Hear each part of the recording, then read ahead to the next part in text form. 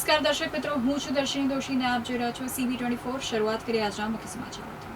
સુરતમાં આમ આદમી પાર્ટી પર ટિકિટના બદલામાં નાણાં લેવાના ગંભીર આક્ષેપો સાથે વિવાદ વકર્યો છે।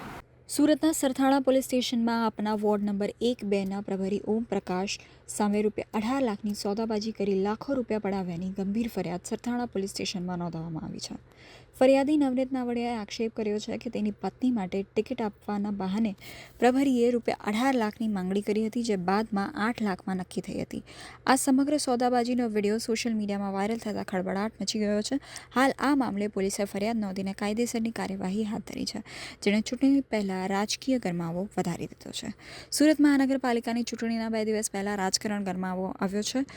આમ આદમી પાર્ટીના દિલ્હીના સહયોગી ઓમ પ્રકાશ સામે ટિકિટના બદલે નાણાં માંગવાનો ગંભીર આક્ષેપ કરતો વિડીયો સોશિયલ મીડિયામાં વાયરલ થયો હતો, જેમાં આપના પૂર્વ પ્રમુખ મહેન્દ્ર નાવડિયાનો પિતૃય ભાઈ નવનીત નાવડિયાએ આક્ષેપ કર્યો છે કે તેમની પત્નીએ લિપ્સા માટે ટિકિટની માંગણી કરવામાં આવતા પ્રભારીએ 18 લાખની માંગ કરી હતી। આ સોદો અંતે 8 લાખમાં નક્કી થયાનો આરોપ હતો, જે મુજબ ટુકડે રૂપિયા ચૂકવવામાં આવ્યા હતા। જોકે નાણાં લીધા બાદ પણ પત્નીને ઉમેદવાર ન બનાવતા છેતરાયેલા નવનીત નાવડિયાએ આ સમગ્ર મામલે પ્રભારીનો વિડીયો બનાવી વાયરલ કર્યો છે। આપના નવનીતભાઈ ચંદુભાઈ નાવડિયાએ, જેઓ પાર્ટીમાં ઝોન ઇન્ચાર્જ તરીકે સેવા આપે છે, તેમણે આક્ષેપ કર્યો છે કે 2026ની મહાનગરપાલિકાની ચૂંટણી લડવાની ઈચ્છા વ્યક્ત કરતા ઓમ પ્રકાશે તેમને જણાવ્યું હતું કે ચૂંટણી લડવા માટે પાર્ટીનો મેન્ડેટ જરૂરી છે। ઓમ પ્રકાશે કતારગામ ખાતે એક મુલાકાત દરમિયાન સ્પષ્ટ શબ્દોમાં કહ્યું હતું કે આ વખતે વોટ જીતી જવાય તેમ છે, તેથી મેન્ડેટ મેળવવા માટે 18 લાખ રૂપિયા આપવા પડશે। આરોપીએ એવી લાલચ પણ આપી હતી કે જો તેઓ કોર્પોરેટર બનશે તો 6 મહિનામાં આ રકમ કમાઈ લેશે। આ સમગ્ર કૌભાંડમાં ઓમ પ્રકાશ ઉપરાંત આકાશ મિશ્રા સામે નવનીતભાઈએ સરથાણા પોલીસ સ્ટેશનમાં ફરિયાદ નોંધાવી છે। પૈસા પરત માંગતા આરોપીઓએ ફોન બંધ કરી દીધા હતા। ફરિયાદીએ પોતાની પાસે રહેલા કોલ રેકોર્ડિંગ અને ફૂટેજના આધારે ભારતીય ન્યાય સંહિતા મુજબ ગુનો નોંધી કાયદેસરની કાર્યવાહી કરવા સુરત પોલીસ કમિશનર સમક્ષ લેખિત रजूआत પણ કરી હતી। ओके सर, ओके, ये वादा कंफर्म, ठीक है। मैं आज शाम तक जितना हो सकता है उतना मैं आपका हाथ में दे देता हूँ। रात को मैं 8 बजे आपको। भाई सुनिए जितना नहीं आप मुझे अरे बाकी का मेरी बात सुनो सर, मेरे को पहले मेरी बात सुनो, पहले मेरी बात सुनो। मेरे को कल 12 बजकर से पहले मेरे को आपको 5 देना है। मेरी बात सुनिए, उसमें से मेरा हाथ में आज शाम तक 3:30 आ जाए, 4 आ जाए, वो मैं आपको प्रोवाइड कर दूंगा। बाकी का 1 बचेगा वो कल सुबह में मैं प्रोवाइड कर दूंगा, लेकिन मेरा हाथ में रहेगा ना तो मैं सर बिजनेस में कोई भी जगह पे मैं समझ रहा हूँ ना भाई, आप हो सके ना तो आज पूरी करा दो। समझा करो मैं क्यों कह रहा हूँ, अब मैं कैसे आपको एक्सप्लेन करूँ हर चीज में। इसलिए कह रहा हूँ कि आज रात तक हो सके तो 5 पूरी करा दो। ओके सर, ठीक है। अपने पहले 1 नंबर में तो मेहनत करो सर। अरे मैं तो लगा ही हुआ हूँ, वो हमारी तरफ से देखो अहमदाबाद से ना सारा मैं मेरे तरफ से भी सर कोशिश लगा ही रहा हूँ, और 4-5 तक आया तो भी अपने कुछ सोचेंगे, कर लेंगे, लेकिन 15 तक तो नहीं। और ऐसे ही हो जाएगी तो मेरे तरफ से आपको बख्शिश मिलेगी, वो पक्का है सर जी, ठीक है। मैं बात करता हूँ कितना वो लोग बोलते हैं। हाँ, क्योंकि आधी बात आपने फाइनल करवा लिया, बात है मैं आपको वही वाली बात होगी ना। ठीक है, मैं आपको जो अभी बताया वो फाइनल डिसीजन है मेरा, पक्का 100% वाला डिसीजन है। इसको कम से कम 10-11 तक तो लेके आओ। 10-11 तक घर से ही नहीं मान रहा है तो क्या करूँ? ये जो 4-5 का मैं बोल रहा हूँ ना, वो मैं मेरा बिजनेस में से निकाल के बिना घर को पता चला बिना करने वाला आदमी हूँ, और वो भी कल के दिन में ही मैटर सॉर्ट आउट हो जाएगी, वो भी पक्की बात है। वो जो 4-5 वाली बोल रहा हूँ ने, कल के। મારું નામ નવનીતભાઈ ચંદુભાઈ નાવડિયા।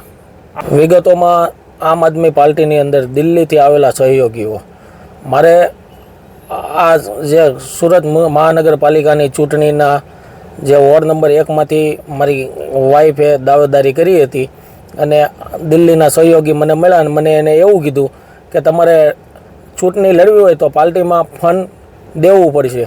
એટલે મેં એ લોકોને પૂછ્યું કે કેટલું ફંડ દેવું પડે, તો એ લોકોએ મને એવું કીધું ત્યારે કે હું ઉપર પૂછીને કહીશ। પછી મને ફોન આવીને એવું કીધું કે તમારે 21 લાખ રૂપિયા દેવા પડશે। એટલે મેં એને એવું કીધું કે ભાઈ મારી પાસે 21 લાખ રૂપિયાનું બજેટ નથી, મારે ચૂંટણી નથી લડવી। તો એને મને કીધું કે તમારી ગણતરી ક્યાં સુધી છે? એટલે મેં એ લોકોને એવું કીધું કે 5 લાખ રૂપિયા સુધીની મારી ગણતરી છે। તો એ પછી 21માંથી 18 આવ્યા, 18માંથી પાછા 11 આવ્યા, અને 11માંથી પછી 7 લાખ રૂપિયા છેલ્લે આવ્યા તોય મેં ના પડી. મેં કહું 5 લાખ રૂપિયા હું આપીશ. એ કે 7 લાખમાં તમે એ કે ઓકે કરી નાખો. એ કે 2 લાખ રૂપિયા એ કે તમે એ કે નામ ડિક્લેર થાય પછી તમે મને આપજો. એટલે મેં એ લોકોને એવું પૂછ્યું કે નામ ડિક્લેર ન થયું હોય તો મારા પૈસાની સેફટી હું? તો એ લોકોએ મને એવું કીધું કે તમારા પૈસા બધા પાછા લાવી દેવાની જવાબદારી મારી. એટલે મેં 7 લાખ રૂપિયા ડન કર્યું. 5 લાખ રૂપિયા એ લોકોને આપવાના, 2 લાખ રૂપિયા નામ ડિક્લેર થાય પછી આપવાના. પછી મારું નામ જે આ ચૂંટણીની અંદર ઉમેદવાર તરીકે જાહેર ન થયું મારી વાઈફનું નામ, તો પછી મેં એમને ફોન કર્યો કે મારું નામ જાહેર નથી થયું મારી વાઈફનું નામ, તો પછી મને મારા પૈસા રિફંડ આપી દો. એટલે મને કે 3-4 દિવસમાં આપું. 3-4 દિવસ જતા રહ્યા. પછી એ લોકોને મેં પાછા ફોન કર્યા તો કોઈ જવાબ નથી આપતા. એમ કહે છે કે મેં ઉપરથી વાત કરીને તમને હું કહું, બસ આવી રીતના જવાબ આપે. અને છેલ્લા 2 દિવસથી ફોન નથી લાગતા. ને પૈસા મારી પાસેથી લેનાર હતો દિલ્હીનો સહયોગી હતો, એનું નામ હતું ઓમ પ્રકાશ. ના, રજનીભાઈ વાઘાણીને મેં ફોન કરેલા ત્યારે રજનીભાઈ વાઘાણીએ ફોન ઉપાડ્યો નહીં. ધર્મેશભાઈને મેં ફોન કર્યો. મને જે દિલ્હીના સહયોગીએ એવું કીધું કે धर्मेश बोला है, रजनी भाई बोला है तुम डॉक्यूमेंट रेडी कर लो, आपका कन्फर्म है. तो मैंने डॉक्यूमेंट रेडी કરી લીધું. અને પછી મેં ધર્મેશભાઈને ફોન કર્યો. મેં કહું ધર્મેશભાઈ કેમ કરું? મેં કહું મારી વાઈફના ડોક્યુમેન્ટ રેડી કરું કે નહીં? એટલે ધર્મેશભાઈ કીધું આ રેડી કરી નાખો. પછી પાછું મેં એને પાછો ફોન કર્યો. ધર્મેશભાઈ ડોક્યુમેન્ટ રેડી થઈ ગયા. તો એને મને સાંજે 9 વાગે કિરણ ચોક કાર્યાલય પર બોલાવ્યો. ત્યાં મારા ડોક્યુમેન્ટ લઈને મને બોલાવ્યો અને ડોક્યુમેન્ટ મારા વેરીફાઈ કર્યા. ડોક્યુમેન્ટ ઓકે હતા. એટલે ત્યાં એક અંકુરભાઈ હીરપરા કરીને બેઠા હતા. એટલે એને મને એવું કીધું કે આ બેનને કે જરૂર પડશે. એટલે મારી વાઈફ ઘરે હતી એટલે એમને મેં કાર્યાલય બોલાવી અને ત્યાં અંકુરભાઈ હીરપરાએ મારી વાઈફના નામનું મેન્ડેટ બનાવ્યું. બસ આટલી જ વાત થઈને પછી મને ધર્મેશભાઈએ કોઈ વાત ન કરી તમારી વાઈફનું નામ ઉમેદવારમાં છે કે શેમાં છે એમ. પણ જોવામાં મારી વાઈફનું મેન્ડેટ બનાવ્યું મારી નજર સામે, એ મને પાક્કો ખ્યાલ છે. ખેલ કરનાર તો દિલ્હીનો સહયોગી એમ કહે છે કે મેં ઉપર લેવલે પૈસા આપ્યા છે. તો સુરતની અંદર ઉપર લેવલની અંદર તો શહેર પ્રમુખ હોઈ શકે, રજની વાઘાણી હોઈ શકે, રામ ધડુક હોઈ શકે, અથવા સેન્ટ્રલ ટીમની અંદર ઈશુદાન હોઈ શકે, એવા અનેક મોટા દિગ્ગજ નેતાઓ હોઈ શકે. પણ આપણને એ વાતનો ખ્યાલ નથી. तो आपने पूरा पेमेंट भी नहीं करा. ना वो हो जाएगा, टेंशन मत लो. अगर आज रात तक करवा दो यार तो मेरी बात चल रही है. आएगा, मेरा 6 बजे का टाइम है और दूसरा पेमेंट आएगा. मैं हैंड टू हैंड फ़ोन करके मैं निकल जाऊँगा. हाँ, तो लड़के को मैं फिर अभी रोकूंगा. अभी रोको उसको, शाम तक रोको. तो आधे घर में बोलूँगा कि आधा आया आधा बोल रहे हैं शाम तक. तो फिर मेरे को वो बोलेंगे कि भाई तुम तीसरी बार बोल रहे हो इतना कम. मतलब समझाना पड़ेगा उनको. देख लो थोड़ा.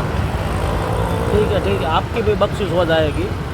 मतलब मेरा टिकट में नाम आपका आ गया तो बाद में बख्शीश किया जाएगा. बस अभी इसका ना जो बचा हुआ 2.5 है वो जरा देख लो कितना बचे, कितने बजे तक बता दोगे आप?